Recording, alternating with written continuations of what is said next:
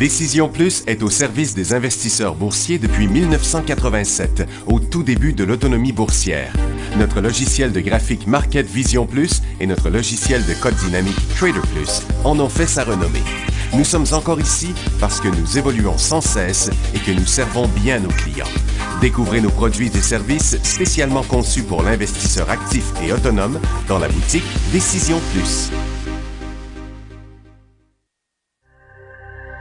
Le logiciel de graphique Market Vision Plus est en français. C'est le logiciel le plus utilisé par les investisseurs de chez nous. C'est lui que vous voyez dans le feu de l'action. Trouvez, classez et analysez plus facilement avec cet outil sans pareil pour suivre la bourse et prendre les meilleures décisions. Gardez vos titres à l'œil avec Market Vision Plus.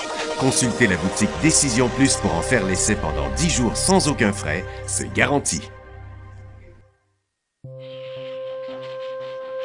Laissez-nous vous guider pour analyser la bourse et prendre vos décisions. Les analystes de Guru.tv feront tout le travail pour vous. De minute en minute, nous classons les titres selon leur situation technique. Nous révélons les signaux d'achat et de vente. Nous publions des recherches poussées et nous prodiguons des conseils en temps réel. Ça commence avant l'ouverture et ça se poursuit jusqu'à la fermeture des bourses. Profitez de chaque cycle boursier avec Guru.tv. Trader Plus, l'instrument du day trader. 50 cotes qui clignotent en même temps. Autant de listes que vous voulez. Graphiques à la seconde. De 3 à 30 graphiques. Des alarmes à volonté. Des listes de cotes préparées. Des modèles graphiques préparés. Prêts à faire feu. Achetez, vendez avec Trader Plus.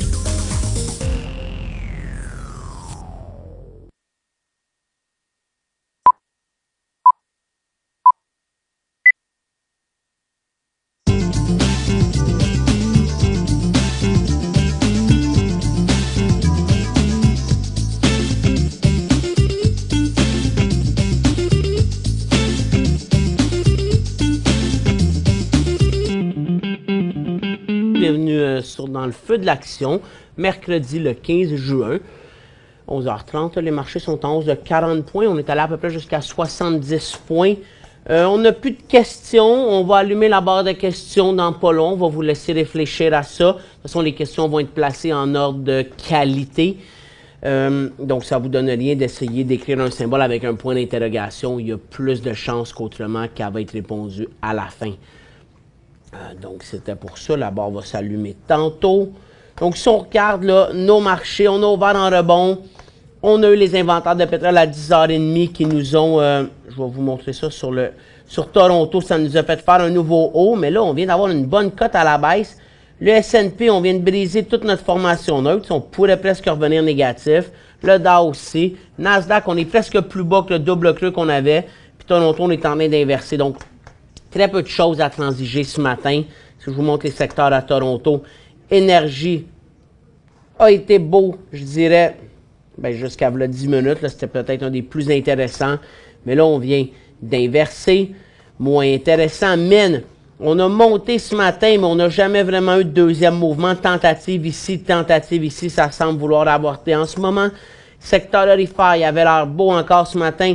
On a tout perdu. Là, on est dans une formation là. De toute façon, je ne toucherai pas au secteur aurifère avant le FOMC. On va en reparler dans un instant du FOMC. Conso de base, le secteur le plus faible.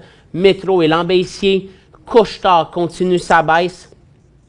Finances sont en train de monter. On inverse. Industrie, on rebondit quand même bien. Santé, c'était CXR, là, Concordia Healthcare, qui était intéressant en intra-séance ce matin. Il rebondissait sur un triple creux. À part ça, Utilité, on est en train de tout perdre en ce moment. Puis Télécom, il rebondissait, il était presque en cycle haussier, mais il n'y avait aucun potentiel.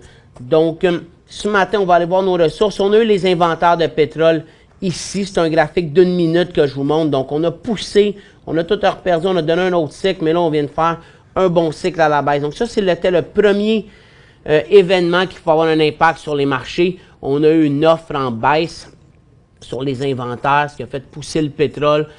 On est à peu près, on est légèrement positif sur le vrai pétrole à 48,60 en hausse de 12 sous, tandis que l'or, on est en baisse de 1 $ à 1286. On le voit bien, mais là, on pousse sur l'or.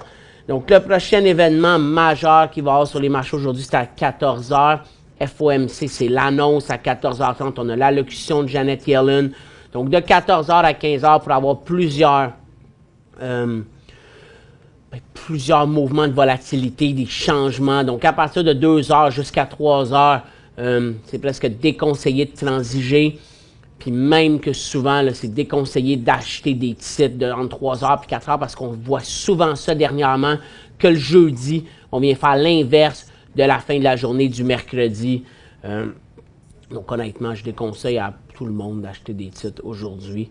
Il y avait peut-être un peu de day trading à faire ce matin, mais on avait conseillé aux clients aussi de se préparer là, à fermer les positions avant 2 heures au moins. Puis là, ce qu'on vient de voir avec l'inversement sur tous les indices, c'est qu'on devrait peut-être penser à les fermer maintenant. Là. On vient vraiment tout d'avorter les hausses. Donc quand on regarde ça, Nasdaq, ça nous donne une formation neutre de 3 jours avec le rebond d'hier après-midi. Même chose sur le Dow, même chose sur le S&P. Donc ça, c'est intéressant pour le prochain mouvement. On ne devrait plus avoir beaucoup de positions haussières dans notre portefeuille. Énergie, il fallait sortir la semaine passée. Mine, c'était en élan baissier hier, même si aujourd'hui on rebondit. Or, c'est peut-être un des seuls qu'on pourrait avoir encore des titres parce qu'on a fait des tentatives à la hausse.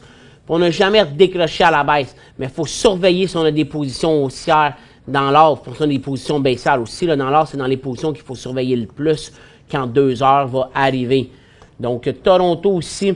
Je dirais que Toronto, là, le mouvement neutre est beaucoup moins clair qu'aux États-Unis. Il faudrait rebondir encore un peu pour avoir mieux l'impression parce que là, on pourrait inverser notre cote ou se dégonfler aujourd'hui. Sur croissance, on est stable.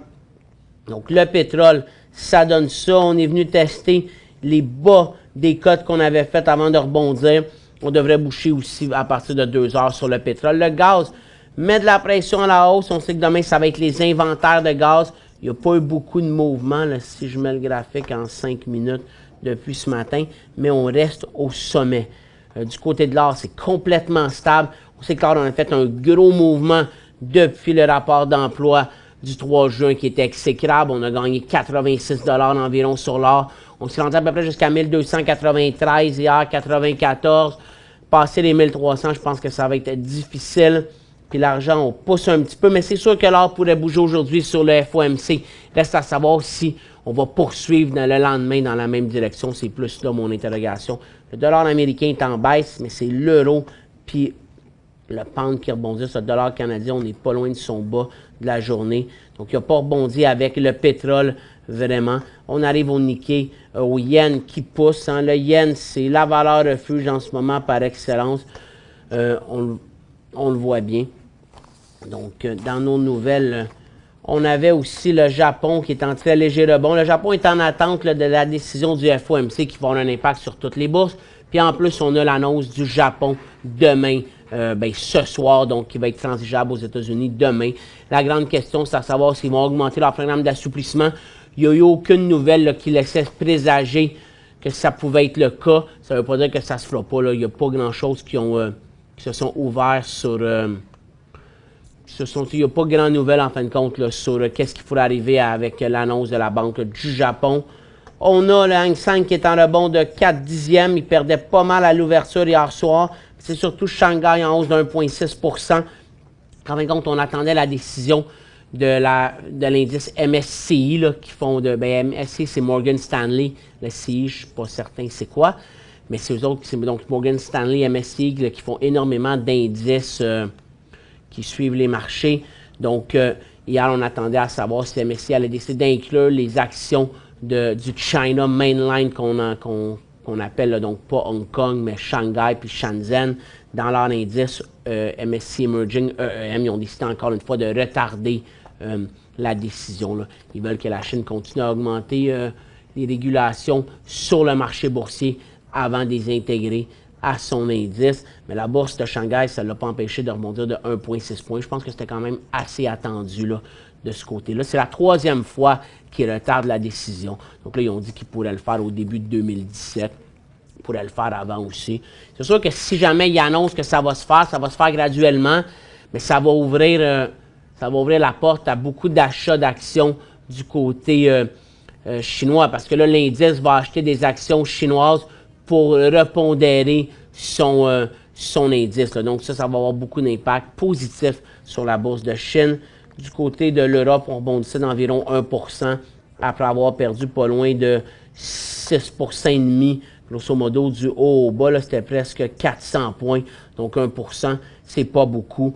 La nouvelle positive, c'est que les taux en Allemagne ont rebondi de, je pense, 8/10%. Là. Donc on revient 8 points de base. C'est 8 centièmes, ça, mais c'est quand même assez beaucoup. C'est quand même un bon rebond là, dans les obligations. Donc on est repassé positif pour l'instant. Je pense que ce qui est important, là, c'est que la 10 ans en Allemagne, là, elle reste pas négatif là, quelques jours de suite, puis qu'elle ferme pas là. Comme hier, on est allé, mais on a rebondi. Qu'est-ce que ça signifie quand les taux obligataires passent négatifs? Mais premièrement, ça veut dire que la demande pour l'obligation est forte. C'est-à-dire que les prix de l'obligation augmentent. Quand le prix de l'obligation augmente, les taux baissent. Le prix puis les taux, c'est inversement corrélé sur les obligations. Qu'est-ce que ça veut dire aussi?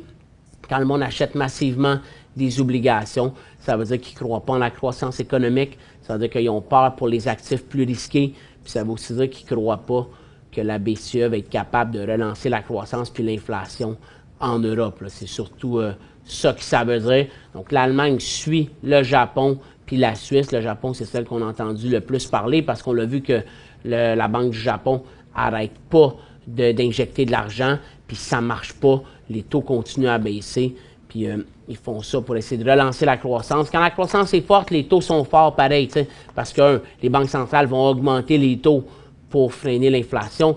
Quand les taux sont en hausse, ça donne confiance à l'économie. Aux États-Unis aussi, la 10 ans est à peu près à 1,5 %. Ça, c'est pas mal dans son creux. On est entre 1,5 et 1,65 en ce moment. C'est vraiment pas beaucoup quand la 10 ans est en bas de 2 %.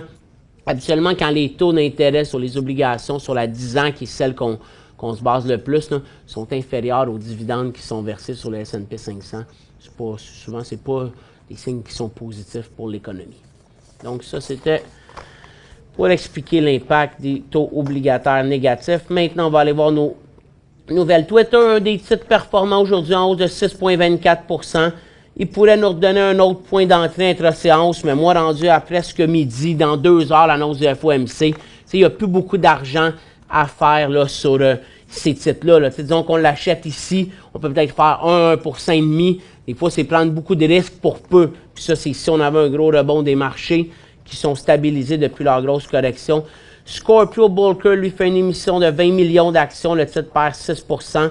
Puis Dow Chemical, puis Dupont, mais il y a un sénateur influent, M. Grassley, là, qui demande au département de la justice là, d'analyser la proposition de fusion entre les deux pour s'assurer que ça n'aura pas un impact négatif sur le marché, sur la concurrence dans le marché agricole aux États-Unis. C'est une fusion de 130 milliards. Donc, n'importe qui possède du Dupont de Nemours, il faut garder en tête qu'il y a quand même un risque au niveau de cette transaction-là.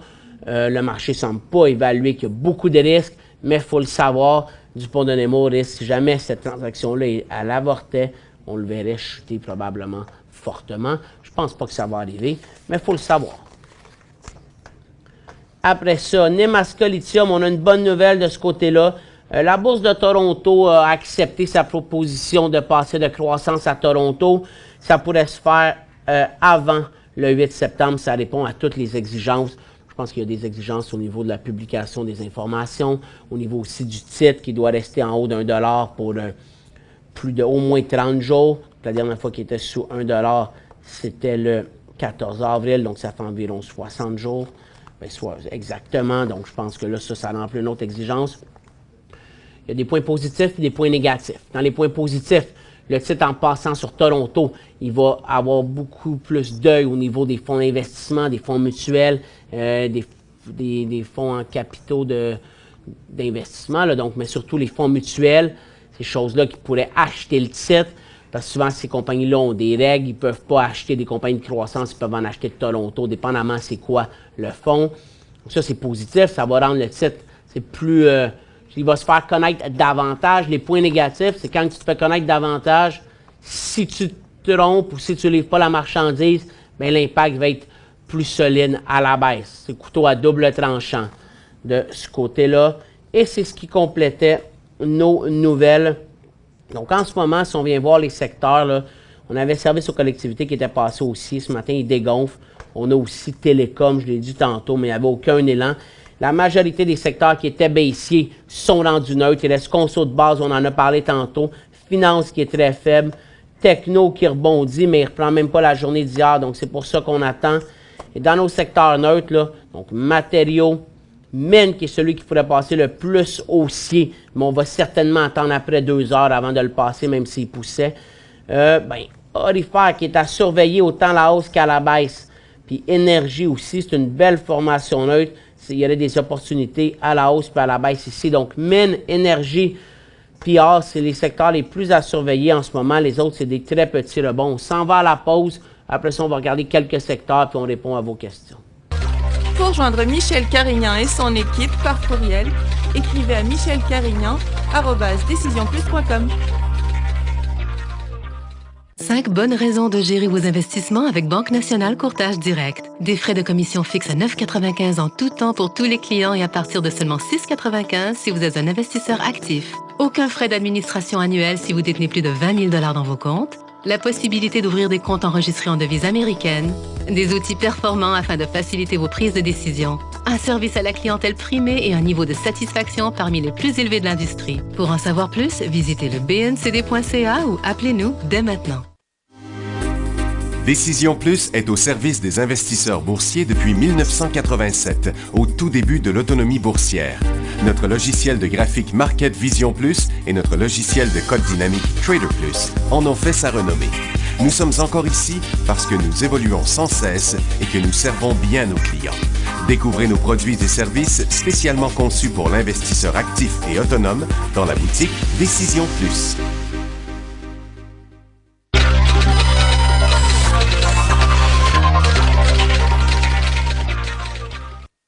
Donc, on a plusieurs questions, ça va être intéressant.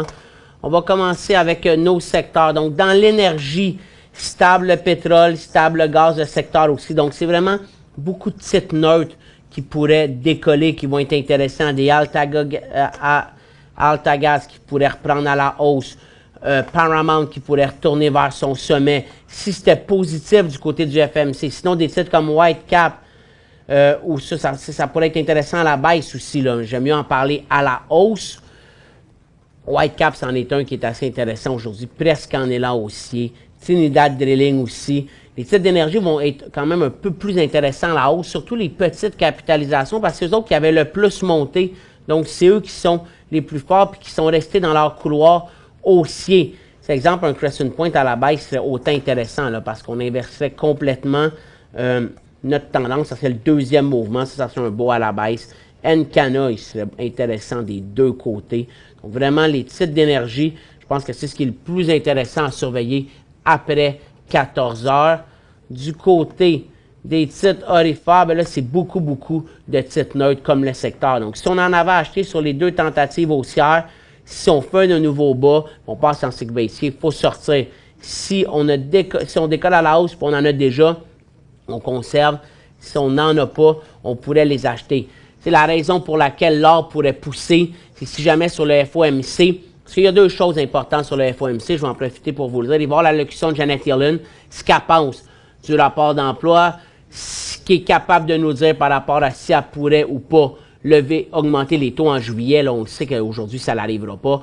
Mais le plus important, c'est les membres. Les membres votants puis non votants, les 17 membres. Ils vont publier un graphique qu'on appelle en anglais, je n'ai pas le mot pour le dire en français, là, mais c'est les dot plots. Donc, c'est les points qu'on met sur le graphique où chaque membre va dire où il voit les taux à la fin 2016. Donc, la dernière fois qu'ils l'ont fait en mars, la majorité, ils voyaient deux hausses de taux. Donc, qu'on amène le taux à 1%. On est à un demi%. La dernière fois que Janet Yellen a parlé là, à Philadelphie, il y a 2 semaines, elle a dit qu'elle ne s'attendait pas à des changements dans cet histogramme-là. Mais c'est là que ça va être le plus important. Si jamais les analystes, si jamais les membres, ils voyaient davantage les taux à 0,75 d'ici la fin de l'année, ça veut dire juste une hausse.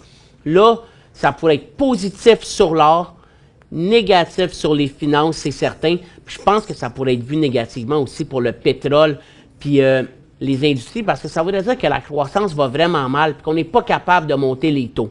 Si on voyait 2 hausses de taux, ce qui est le statu quo. Je pense que là, l'or, il faudrait faire attention si ça décolle, parce que je pense que ça pourrait dégonfler après, parce que l'or a fortement monté, puis ça serait juste comme un statu quo. Ça serait peut-être positif pour les finances, qui ont chuté quand même passablement beaucoup au Canada et aux États-Unis dans les 3 derniers jours. Parce que c'est positif, des hausses de taux pour les titres financiers puis les titres d'assurance. Je pense que pour l'économie puis pour le pétrole aussi, ça serait positif qu'il y ait 2 hausses de taux. Ça voudrait dire qu'on ne s'attend pas à une détérioration de la croissance économique. On devrait continuer à être autour de 1,9-2% aux États-Unis. Si jamais ils voyaient 3 hausses de taux, là, ça serait vraiment négatif pour l'or, fortement positif pour les finances. Puis je pense que ça serait positif pour la bourse, pareil. Même si ça serait une hausse de taux, là, je pense que le marché il aimerait ça, être capable de monter avec des hausses de taux. Ça voudrait dire qu'on s'attend à une bonne croissance économique pour la deuxième partie de l'année. C'est là que ça serait positif. C'est-à-dire qu'on s'attendait à une hausse de l'inflation, une hausse de la croissance, puis ça pourrait amener de la confiance dans les investisseurs. Peut-être qu'à court terme, ça serait mal vu aujourd'hui si on voyait 3 hausses de taux possibles, mais je pense qu'on reprendrait rapidement ces points-là, puis on pourrait rebondir dans les jours puis les semaines suivantes. Il ne faut pas 100% se fier à la réaction qu'il va y avoir sur les marchés à 2h puis à 2h30 pour savoir le contexte. Je pense que cet histogramme-là va nous en dire beaucoup, puis le marché peut mal interpréter la réaction parce qu'à court terme, c'est beaucoup une hausse de taux de plus, c'est négatif, puis là, quand le monde va prendre le temps d'évaluer ça, c'est là que le lendemain, ça peut faire l'inverse de la hausse. Donc, dans l'or, pour revenir à ça, plusieurs titres dans des formations neutres. Certains qui sont au support, d'autres aux résistances. Il y a plus de potentiel à la hausse. On regarde un titre comme IAMGOLD, de 4,85 à 5,20. On a presque 10% dans la formation neutre. Donc ça peut être intéressant à transiger si jamais c'était positif pour l'or. Même chose pour IAMGOLD. Moi, c'est ces titres-là que j'aime le plus. C'est sûr qu'on peut acheter là, au milieu de la formation neutre, ce qui fait qu'on n'a pas une grande perte, mais on a beaucoup de potentiel à la hausse. Dans le secteur minier, on reste au sommet. Comme on dit, on n'a pas été capable de faire de deuxième mouvement, là. On a Tech qui rebondit beaucoup. On efface complètement la cote d'hier qui est en élan baissier. Donc, ça a été une fausse baisse hier qu'on voit. London qui reprend sa tendance. HotB aussi qui est vraiment le plus fort. First Quantum le plus faible. Puis si on allait voir Freeport, il est en hausse de 10% tantôt. C'est vraiment le plus solide dans les titres. Lui, il a monté davantage qu'au Canada. Il vient de nous refaire un point d'entrée à 11,20. Donc, quelqu'un qui dirait, je pense que les mines Freeport peuvent continuer. C'est là qu'on l'achète en ce moment, 11,20, puis on sort avant 2 heures de la position si on fait de l'argent. Donc, on va aller voir juste consommation de base. Donc, on le voit bien, hein? Il y a COT qui est fort à la hausse, c'est vraiment un cas particulier. Métro qui redonne un élan baissier. Alimentation Couche-Tard, là, on revient vers les 52 $. Là, on est sur on a même passé notre premier support. Donc, il y a des bonnes chances qu'on se rende à 52. C'est un point où on a rebondi la dernière fois. Je pense que c'est un point où on peut commencer à penser à acheter du Couche-Tard si on en veut. Après ça, il pourrait aller un petit peu plus bas à 50. Puis c'est 145, je pense que là, ça serait une grande opportunité d'achat sur Couche-Tard.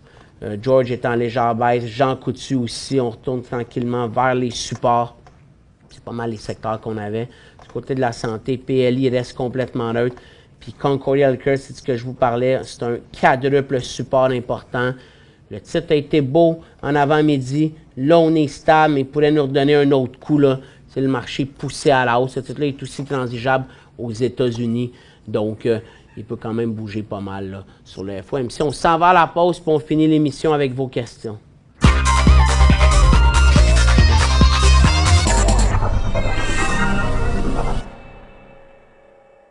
Cinq bonnes raisons de gérer vos investissements avec Banque Nationale Courtage Direct. Des frais de commission fixes à 9,95 en tout temps pour tous les clients et à partir de seulement 6,95 si vous êtes un investisseur actif. Aucun frais d'administration annuel si vous détenez plus de 20 000 $ dans vos comptes. La possibilité d'ouvrir des comptes enregistrés en devise américaine.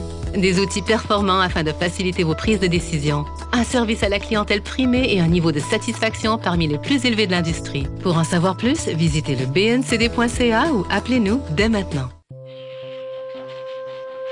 Laissez-nous vous guider pour analyser la bourse et prendre vos décisions.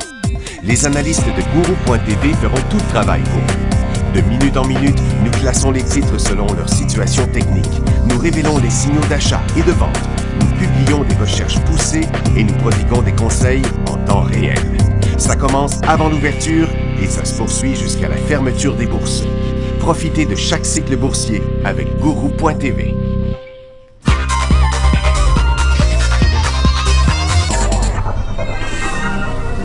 On commence avec la première question de Balou. ZZZ, achat à 19 $, je voudrais en acheter plus. À quel prix? Donc 19, vous êtes ici, vous faites 4 $, 20 %. Mais honnêtement, vous, l'avantage d'en avoir déjà, moi, j'en achèterais. Ça, c'est un détaillant de matelas. D'ailleurs, les détaillants sont assez forts aux États-Unis aujourd'hui. Tu sais, ça peut être un bon point dans ce coin-ci parce qu'on est à 23. Le point de sortie sera à 20 et 20. Vous pourriez même vous permettre, parce que votre prix moyen va rester sous le support. Donc ça peut être un point intéressant si vous voulez en acheter davantage. Puis au sommet, mais ça vous donnerait quand même à peu près 1,60 $ de potentiel, 1,70 $ de potentiel de gain. Donc on n'est pas très loin du point d'entrée. Vous pourriez toujours attendre de voir la réaction du marché par rapport au FOMC. Si on décroche tout et on fait des nouveaux bas, le marché pourrait repasser peut-être en cycle baissier. Puis là, ce titre-là pourrait se dégonfler. Mais si jamais le FOMC, le marché restait stable ou montait, je pense qu'on est près d'un bon point d'entrée. Est-ce le temps d'acheter DOG New York par pas de valeur avec le temps versus Beta Pro? ProShare Dow Jones 30. Donc lui, ça c'est parce que lui, c'est du 1 pour 1.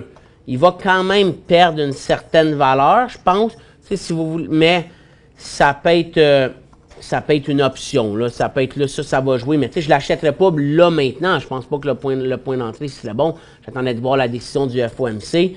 Vous vous attendez à ce que le marché baisse. Moi aussi, c'est ce que je pense, là, mais le marché ne veut pas baisser beaucoup. Donc, je pense que j'attendrai avant de l'acheter. Si on vient voir le Dow Jones, peut-être que vous seriez mieux de l'acheter quand on va refaire, au moins qu'on va repasser sous les 17 680. Ça sera un meilleur point. Puis, moi, j'aimerais mieux acheter, exemple, le S&P 500 ou jouer le S&P 500 à la baisse. Il y en a un qui le joue là, 1 pour 1. Je pense que c'est SPX, si ma mémoire est bonne. SXP. Je me souviens plus, mais il y en a un, là, un ProShare qui joue le S&P 500. Je pense que c'est beaucoup plus facile de jouer un plus gros indice à la baisse que le Dow Jones, qui sont les plus gros titres, versent des dividendes. Ça peut être des titres qui vont arrêter. T'sais, on voit que c'est l'indice le plus fort en ce moment, le Dow Jones, donc je ne suis pas sûr que c'est lui que je vendrais. J'aimerais mieux, là, je me souviens plus de son symbole exactement, mais il y a un ProShare qui est à une fois la valeur de l'indice. Stornoway, est-ce qu'on est vraiment au support? Je pense en acheter 3000, le marché du diamant, où je peux trouver la valeur d'un indice de ce marché. Il n'y a pas d'indice là, qui suit le diamant. Je pense que si vous regardez sur Google, vous allez être capable de trouver le prix du diamant puis de regarder des graphiques. Le support est à 95 sous sur Stornoway, puis la résistance est à 1,5. Donc à 99 sous, vous êtes vraiment entre les deux. Vous êtes vraiment entre les deux. Là. Ça veut dire qu'en fin de compte, à la baisse, vous risquez un peu, puis à la hausse aussi, c'est... le titre ne bouge pas du tout. Moi, je ne m'empresserais pas à en acheter en ce moment. Là, depuis, le titre est stable complètement depuis mars. Donc, je ne vois pas pourquoi j'en achèterais maintenant. Peut-être que j'attendrais plus 95 sous en me disant que ça va rebondir, ou peut-être que j'attendrais plus l'élan aussi. Oui. C'est SH à New York qui joue le S&P 500 une fois à la baisse. SH New York. Comment trader HUV, HVU, HVI? Est-ce qu'on laisse ça overnight, swing trading ou seulement day trading? Bien, premièrement, HUV, moi, je ne le traderai pas. Là. Ça aussi, c'est à peu près une fois. Donc, HUV, on va l'enlever.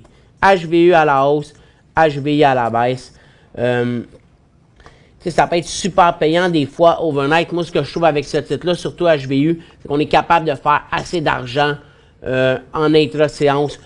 Pas facilement, là, il n'y a rien de facile. Là. On est capable d'en faire, mais si jamais une journée, vous l'achetez et il monte de 10 %, je pense que là, ça peut valoir la peine de prendre un profit puis de le garder. Surtout si le marché vient de casser des niveaux importants puis que vous vous dites qu'il peut avoir un cycle de quelques jours sur HVU. Là, ça peut être vraiment intéressant parce qu'on dirait qu'HVU, plus qu'il va avoir d'incertitude, de pression, plus qu'il va exploser. Comme quand on regarde, là, ça c'était lundi. Lundi, il a pris 25 % HVU ou TVX, puis le marché perdait juste 100 points. Donc là, il a été beaucoup plus volatile HVU que le marché parce qu'il y avait une certaine peur. Puis hier, malgré que le marché était à zéro, HVU a fini négatif. Donc là, HVU est encore plus volatile. Donc, des fois, ce qui est plate avec HVU, puis c'est pour ça que c'est risqué de le garder overnight, c'est qu'il réagit beaucoup plus que le marché quand on pense que ça ne devrait pas l'être. Puis là, des fois, on se fait prendre dans le marché. Exemple, vous l'avez acheté, puis là, le marché est en légère hausse, mais HVU lui perd 7-8 %. Ça peut arriver, là, c'est fatigant. Donc, je pense que c'est un indice, par exemple, si on veut garder overnight, que c'est mieux d'acheter le matin, si on est capable de faire de l'argent avec, d'en sécuriser une partie, ou d'avoir quand même un bon gap en notre prix de payer et le prix de la fermeture, à ce moment-là, on pourrait le garder. Puis si on est sur des débuts de cassure de marché, ça peut être aussi intéressant. GMX, plus de 125 propriétés minières, hors métaux, lithium, etc., des royautés. CBG, une ancienne mine, à un financement de 1 million en devenir très bientôt. Il y a eu un 2 pour 1, plus de 10 cents. Moi, vous n'avez pas de questions, donc on va passer à l'autre. WDO, acheté dans les WDO à 2 $, est-ce un bon achat? Bien, vous l'avez acheté aujourd'hui au sommet de la journée en hausse de 14 %. Vous m'avez dit 1,80 $. Je vous aurais dit oui. Là, on est dans les matériaux, métaux précieux à 1 heure de 2 heures du FOMC. C'est sûr que c'est risqué. C'est un titre qui peut dégonfler au complet aujourd'hui, mais c'est un titre qui peut aussi exploser. Ça dépend beaucoup de votre tolérance au risque. Donc, c'est vrai que vous avez une tolérance élevée en l'achetant aujourd'hui. Moi, je n'aurais pas acheté ça aujourd'hui avant le FOMC. Mais en bas de 1,89 $, il faudrait presque sortir, surtout si le FOMC est mauvais. Puis si vous voulez si vous n'êtes pas prêt à assumer le risque du FOMC, ben je le vendrais tout de suite, puis j'aurais perdu juste le 2 $ sur le titre. ENA, cours moyen 44,36, je garde. Ben moi, les banques, c'est des titres que je pense qu'il faut acheter à long terme. Là. Je pense pas que c'est des titres qu'on trade. Donc, je vous dirais 100% de le garder. ENA, c'est un titre qui devrait monter plus si le pétrole repart à la hausse, puis si le pétrole tombe à la baisse, mais c'est un titre qui va peut-être chuter plus que les autres banques, plus dépendant de l'Ouest canadien que, disons, des banques royales ou des BMO. Donc, le marché a tout repris ses points de la chute, surtout Nasdaq. Le Dow Jones, lui, reste faible, puis le S&P tente les deux. Toronto aussi, on est au sommet. Donc, je pense qu'on devrait s'abstenir de transiger, là, à moins qu'on fasse un mouvement rapide de day trading d'ici 2 heures, même la fin de la journée, là. Peut-être entre 3 et 4, là, mais la volatilité devrait rester entre 2 et 3 presque à cause de l'allocution de Janet Yellen qui commence à 2,5, là, qui dure habituellement 15 à 20 minutes. Je vous souhaite tous une bonne journée. On se revoit demain à 11h30 dans le feu de l'action.